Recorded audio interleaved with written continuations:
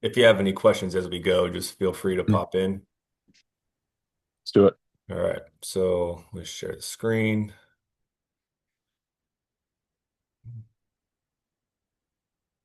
And did you see the video that was posted a couple days ago? I don't think so. I haven't Okay. had Instagram for a while. Okay, smart.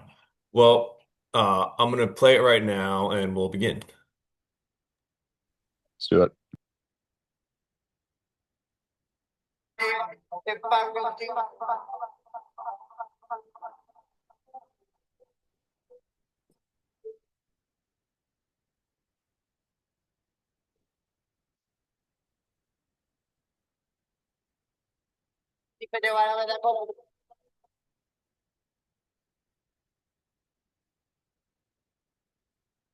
Um, Now there's kind of a lot there. I'm gonna just run it back, and then we'll continue. And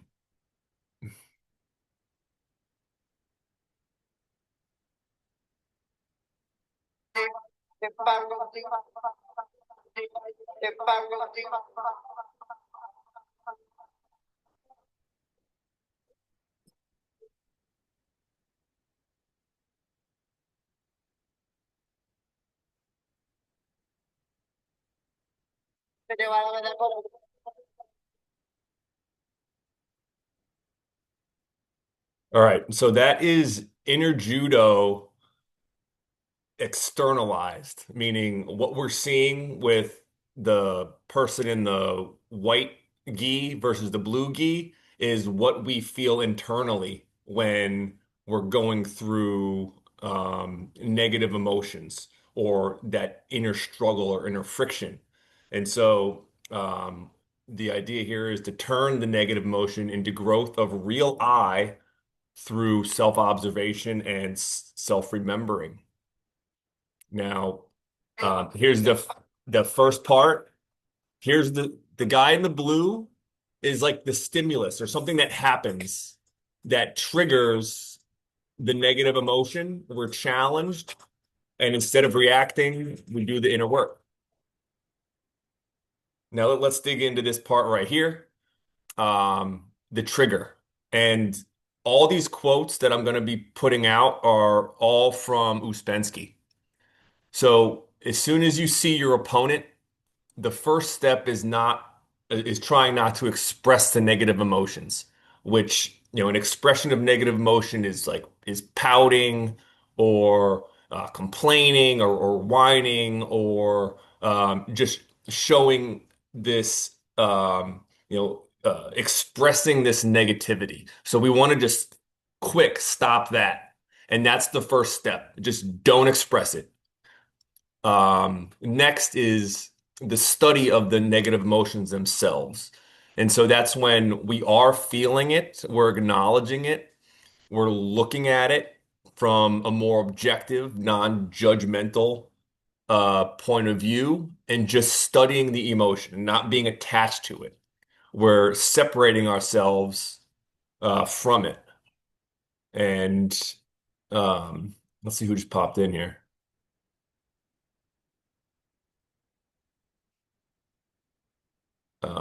And then thirdly, after a certain amount of study, we come to the conclusion that we can't get rid of them, and that they are not obligatory. Who's the Zoom user that just popped in? I don't even know who that is. Anyway, um, so does that make sense so far? Yep, total sense. All right, cool. So those are the three steps. Don't express it, study it, and then come to that conclusion that we can get rid of it if we do the right type of inner work. So when you say study it, what does that mean? Study the emotion or study the situation?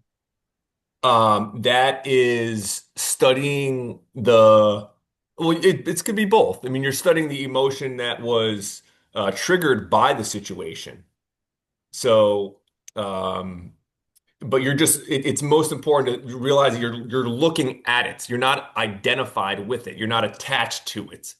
You're seeing it for what it is. And in this situation, we'll be talking inner judo, the guy in the white gi, who is our real I, is looking at this negative emotion as just an opponent, that he's just studying it the same way, um, whether you're studying that what you're feeling internally, he's studying his opponent on what to do, what techniques to use, how to overcome it, how to overcome this guy. So he's just studying it. He's not attached in any way emotionally to what he has to do. It's objective observation of the feeling. So it's mind over the emotion. And you're just studying it like a scientist. And you're saying, I'm feeling sad right now, or I'm feeling angry or upset, but you're just looking at it. And that's the second step. All right. So first step, don't express it. Second step, study it from all points of view, all angles, take interest in it, rather than be overcome by it.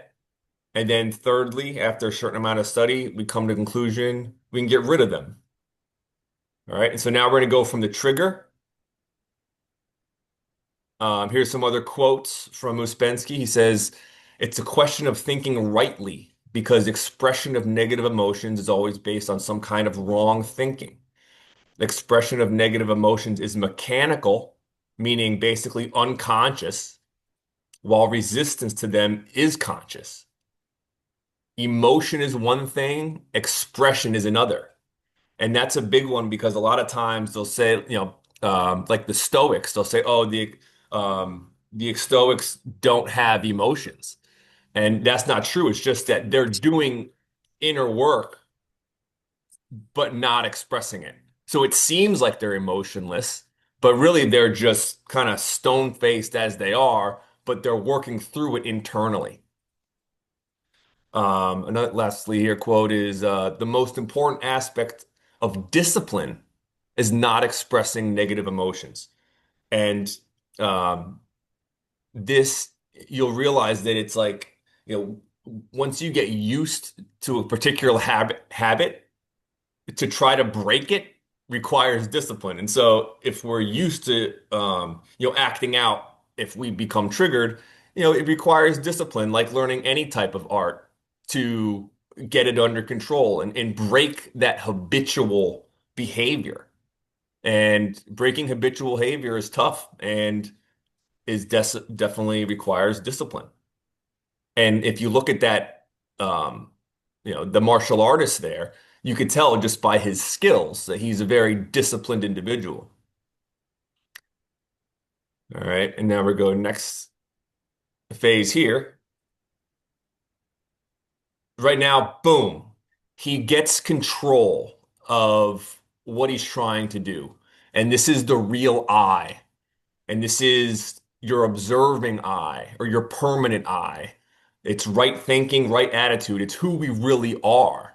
But unfortunately, the real I, observing I, gets buried under all these negative manifestations. And we have to become centered within ourselves, and then we'll find real I. The real I does not react. The real I is under control. The real I sees things as they are, objectively, non-judgmentally. Okay, and that's the right thinking and right attitude that puts this guy in the position to now conquer the negative emotion. And we got more from Uspensky. He says, real I does not come all at once. It grows stronger and stronger and stronger, chiefly through self-remembering. We have to remember that when we have these negative outbursts and negative reactions, that's not our real selves. That's our mechanical selves, our conditioned or even weak selves. Um, he says the formation of real I is most important. It cannot be formed accidentally. It's formed through mental training.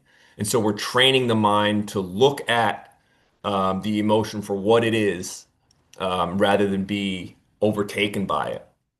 And just like this judo master, he didn't just immediately become a judo master and be able to conquer his negative emotion in 10 seconds.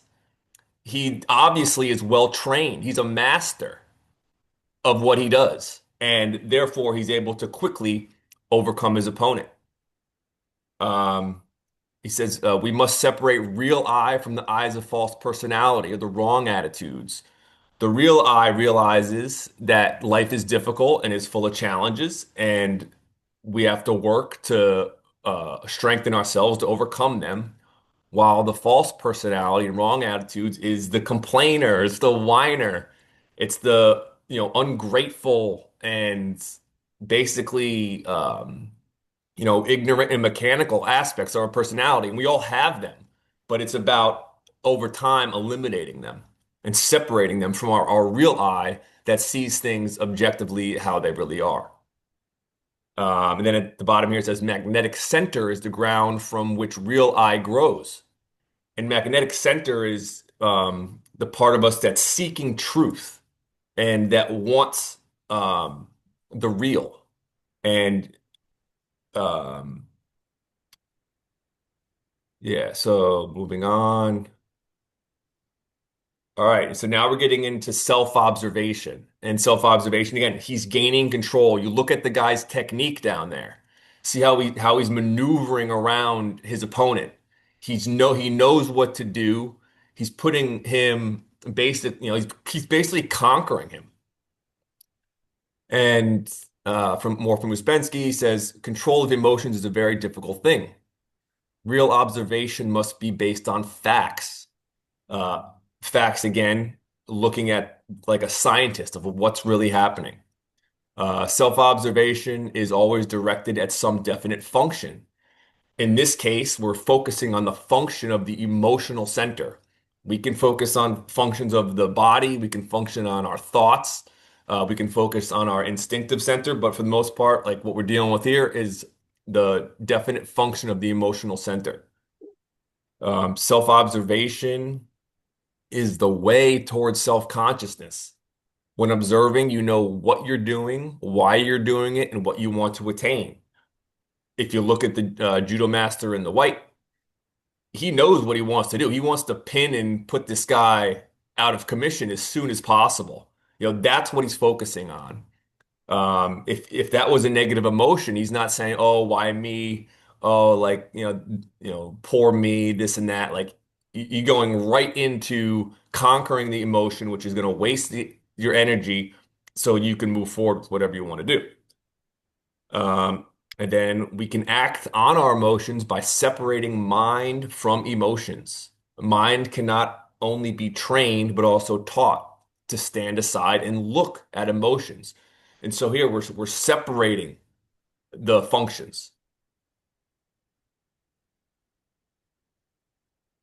And then we get into self-remembering. And you can see this is where he gets his victory.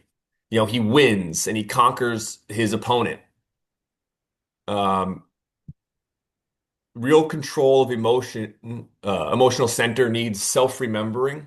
To remember oneself, one must have a certain control of negative emotions. The real meaning of self-remembering is possible only in very emotional states. High emotional energy is necessary for self-remembering. Self-remembering needs effort. Self-remembering means a form of thinking or intellectual work, which corresponds to awakening, because that's the whole point of this stuff is to awaken to our real selves or our real I. Self-remembering needs the best work you can produce. It means conscious, intentional work. And suffering is the best possible help for self-remembering if you learn how to use it. And why is that? Because the suffering gives us that emotional energy to conquer the opponent. When this guy is facing um, his opponent, he's gonna, it's gonna hurt a little bit to realize that he's up against something, but that gives him the fuel he needs to conquer it. And lastly, um, to destroy negative emotions, first you must know them. Again, this comes from study. And when you find negative emotions in yourself, you must understand that the causes are in you and not other people. They are internal, not external. Yeah.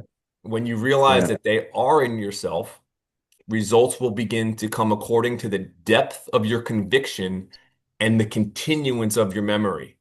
Meaning, we really have to believe that we are the cause of our problems.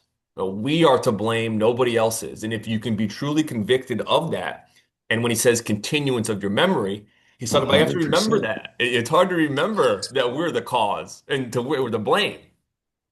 We're so quick always um, mechanically and reactionary to blame other people, but we have to really look for the cause in ourselves. Where are we? Where is our weakness? What are we not seeing? What do we not want to see that is the real cause of the problem? And again, a lot of times, as he always says, like it really comes down to ignorance of ourselves or simply weakness or lack of discipline when we blame other people. And when you find it in yourself, that tells you what you got to do and what you got to work on. And that's how you get to know yourself. And this is self-study, self-observation, and that's the name of the game. So it's a very long process. And lastly, too, it's like you look at that jujitsu guy. That guy obviously he's well trained. He's been doing it for a long, long time. This isn't something that happens immediately. But whenever he decided to become a jujitsu or judo master, he committed to it, and that became a long work, and that's why he is where he's at today. So that's Inner Judo Externalized. I'm gonna stop the recording and open forum.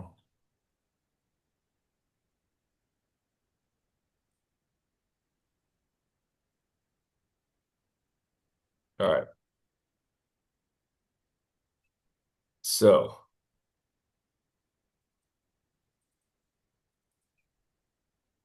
what's up, Kev?